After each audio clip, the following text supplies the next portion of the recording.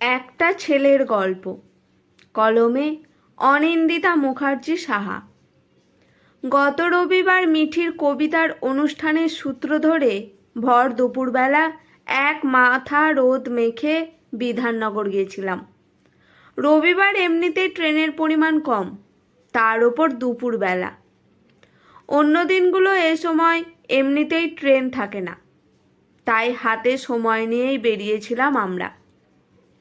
আমরা বলতে মিঠি, দীপঙ্কর, আমার বর ওরফে মিঠির বাবা, আর আমি।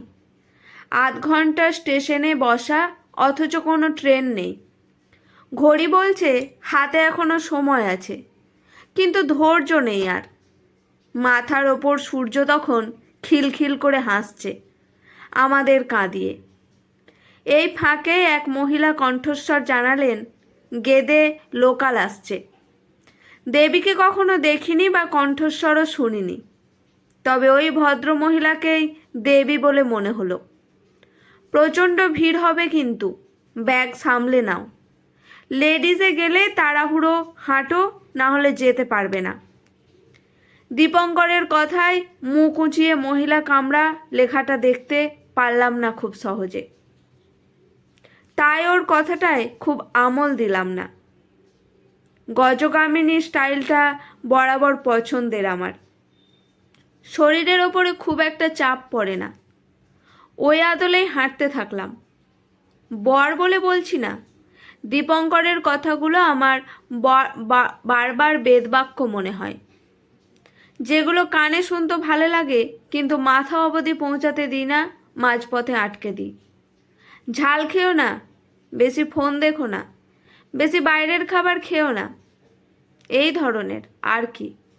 শুনতে পারলে ভালো লাগতো, কিন্তু শোনা আর হয় না। এই কথাটাও তাই, এড়িয়ে যেতে গিয়ে ট্রেন এসে গেল। গজের মতো হাঁটতে গিয়ে একটু বেশি আস্তে হেঁটে ফেলেছি, তাই মহিলা বগি অবধি পৌঁছাতে পারিনি। অগত্যা ৩ জন একই সাথে একটা কামরায় ভিড় ঠেলে উঠে পড়লাম। সত্যি অসম্ভব ভিড়। সেটা সামলে কোনো মতে ভেতরে ঢুকে দাঁড়িয়েছি। একটাও বসার জায়গা নেই। আমার সামনে একটা ছোট্ট বাচ্চা তার মা বাবার সাথে বসে আছে। হয়তো আমাদেরই মতো কোনো প্রয়োজনে বেরিয়েছে, না হলে এই গরমে অকারণে কোনো সুস্থ মানুষ বেরোবে না। উঠে থেকেই দেখছি বাচ্চাটা বসে ছটফট করছে, আর কিছুক্ষণ পর পর মায়ের ব্যাগ টেনে ধরছে।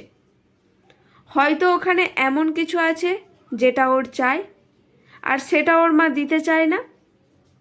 মা, ভাইটা কি মিষ্টি না?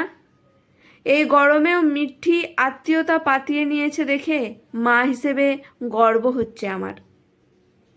আমি হুঁ বলতেই মিঠি আবার হাসি মুখ নিয়ে ওর সদ্য পাতানো ভাইয়ের দিকে তাকালো। ট্রেনের ভিড়, চাপাচাপি সামলে কোনো রকমে দাঁড়িয়েছি। এই অবস্থায় কারোকেই মিষ্টি লাগার কথা না, তাও তাকালাম সামনের বাচ্চাটার দিকে। সাথে সাথে বাচ্চাটার গালে একটা জোরে থাপ্পড় পড়ল। দুঃসাহসিক কাজটা করেছে ওরই মা। সাথে সাথে ভ্যাঁ করে কান্না। কত হবে বাচ্চাটির বয়স? ৩ কি ৪? মা এখনো যত্ন করে কপালের মাঝে কালো টিপটা পরিয়েছে বলে খুব বেশি বয়স ভাবতেও ভয় লাগছে। কারণ আজকাল বাচ্চারা, বিশেষ করে ছেলেরা, এই কালো টিপটা নিয়ে বড্ড হীনমন্যতায় ভোগে। নিজের চোখে দেখেছি সে ঘটনা। সে গল্প আরেক দিন বলা যাবে। আপাতত এইটুকু বুঝেছি যে এই বাচ্চাটির সেরকম ব্যাপার তৈরি হয়নি, তাই তো ওর মা ওকে একটা কালো টিপ পরিয়ে তাতে বেশ করে পাউডার দিয়ে একটা ধূসর সূর্য তৈরি করেছেন কপালে। আরে কথায় কথায় গায়ে হাত দেওয়া কেন? বাচ্চাটার আরেক পাশে বসে থাকা ভদ্রলোক বললেন। বাবা বোধহয় বাচ্চাটির। বাবার স্নেহে বাচ্চাটির গলার জোর দ্বিগুণ হলো। গরমে ভিড়ের সাথে যুক্ত হলো এই চিৎকার। ইচ্ছে করছে নেমে যাই। নেহাত কবিতার অনুষ্ঠান আর কোরাস কবিতার মিঠির একটা পাঠও আছে। অগত্যা সহ্য করো। দীপঙ্করের দিকে তাকিয়ে দেখলাম বাচ্চাটির মায়ের ওপর ও বেশ বিরক্ত। হয়তো সেরকম পরিচিতি থাকলে বলেই দিত, রাস্তাঘাটে বাচ্চাদের মারবেন না, ওরা কিন্তু সংবেদনশীল হয়। ভাগ্যিস পরিচিত নয়। মেরেছি কি সাধে? একটা চিপস শেষ করলো, আবার আরেকটা চাই।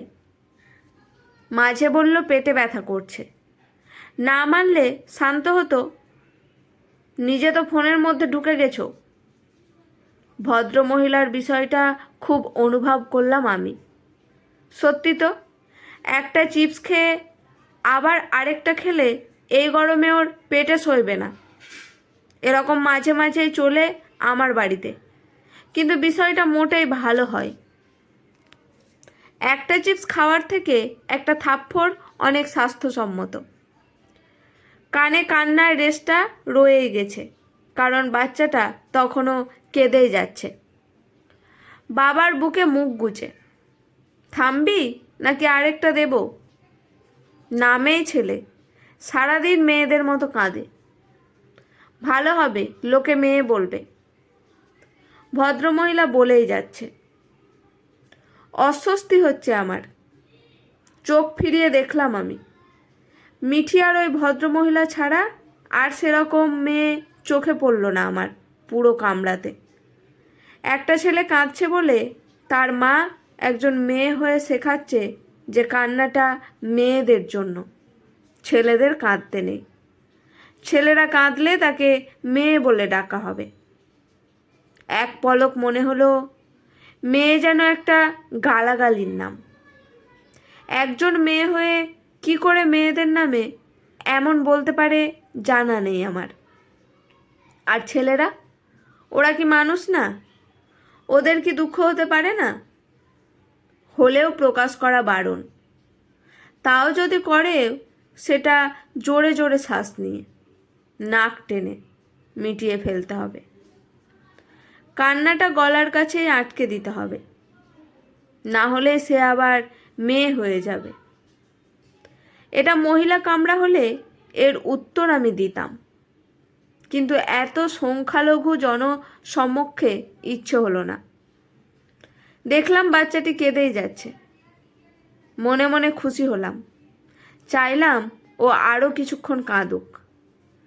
ছেলেরা যে কাঁদতে পারে এটা ওর মা জানুক। তুমি বসো তো, আমি একটু দাঁড়াই। আমার পিছনের ভদ্রলোক উঠে মিঠিকে বসতে দিল। মিঠি আমার দিকে তাকাতেই আমি বললাম, আপনি বসুন। দমদম তো আসছে, আমরা বিধাননগর নামব। ভদ্রলোক বললেন, একটা স্টেশন বসুক, এতে গরম, চিৎকার নেওয়া যাচ্ছে না। ভদ্রলোক বেশ বিরক্ত। মিঠি বসলো আর তার জায়গায় দাঁড়ালেন ভদ্রলোক। ওদিক থেকে আরেক ভদ্রলোক নিজের ভারী ব্যাগটা এগিয়ে দিয়ে বললেন, দাদা, ওপরের বাঙ্কে একটু রেখে দিন না। ভদ্রলোক যে বেশ উপকারী সেটা একটু আগেই প্রমাণ পেয়েছি।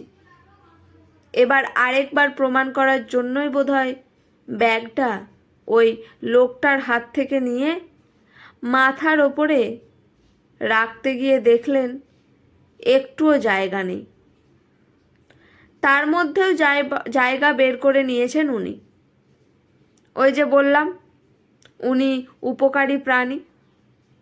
খুব কষ্ট করে ভদ্রলোকের ব্যাগটার একটা জায়গা করে ছেড়েছেন। এবার নিশ্চিন্তে দাঁড়িয়েছেন।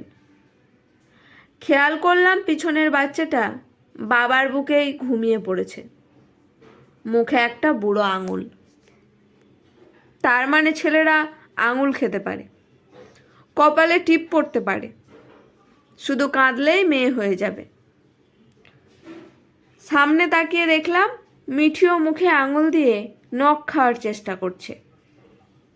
সদ্য আমদানি এই স্বভাবখানা। অনেক বারণ করেছি, কিন্তু কিছুতেই যাচ্ছে না। ভাবছি বলি, মিঠি, ছেলেদের মতো আঙুল খেও না তো, লোকে ছেলে বলবে। মনে মনে ভেবেই হাসি পেয়ে গেল আমার।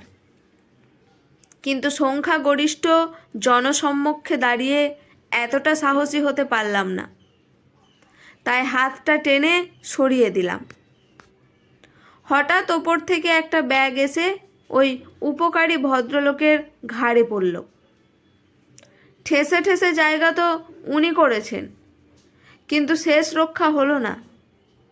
একটা ভারী কালো ব্যাগ ওনার ঘাড়ে। আশেপাশে সব লোক হৈ হৈ করে উঠলেন। একজন ব্যাগটা নিয়ে নিলেন, আরেকজন ওনার ঘাড়টা টিপে দিচ্ছেন। ছেলেদের মধ্যে ঐক্য, সাম্যবোধ বরাবর বেশি। আমার কি কিছু করা উচিত ভাবছি। দীপঙ্করও যথাসাধ্য চেষ্টা করছে ভদ্রলোককে সাহায্য করার। আমি তখনই জানতাম এ ব্যাগ থাকবে না। থাকে নাকি, অলরেডি ওভারলোডেড।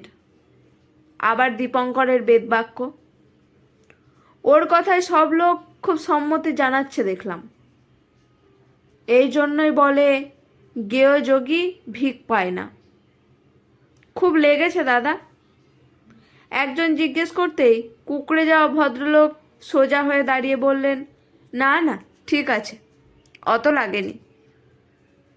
কিন্তু ওনার অভিব্যক্তিতে এটা স্পষ্ট যে উনি ভেতরে ভেতরে ব্যথায় ছটফট করছেন। মিঠি উঠে বসতে দিলে ভদ্রলোক বললেন, ধুর, কিচ্ছু হয়নি, বসো তুমি। আমার বারবার মনে হচ্ছে ভদ্রলোকের মাও বোধহয় ছোট্ট থেকে কথাটা রক্তে মিশিয়ে দিয়েছেন ওনার। মেয়েদের মতো কাঁদবি না, বেশি কাঁদলে লোকে মেয়ে বলবে। ভাগ্যিস মেয়ে হয়ে জন্মেছি, তাই তো নির্দ্বিধায় কাঁদতে পারি, দুঃখ প্রকাশ করতে পারি। না হলে এক বুক দুঃখ জমে জমে ছেলে হয়ে যেতাম। আজকের গল্পটি এখানেই সমাপ্ত। গল্পটি কেমন লাগলো অবশ্যই কমেন্ট করে জানাবেন। গল্পটি শুনে ভালো লেগে থাকলে, মন ছুঁয়ে গেলে চ্যানেলটি সাবস্ক্রাইব করে পাশে থাকবেন। ধন্যবাদ।